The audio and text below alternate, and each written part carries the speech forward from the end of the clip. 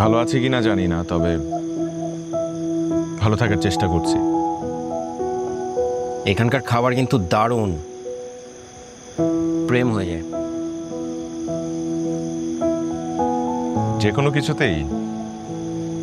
যে কোনো কিছুতেই যত্ন থাকলে প্রেমটা হয়, প্রেম হতে বাধ্য। কে জানে, তবে আপনার সুপার পাওয়ার আছে, মানুষ আটকাতে পারে।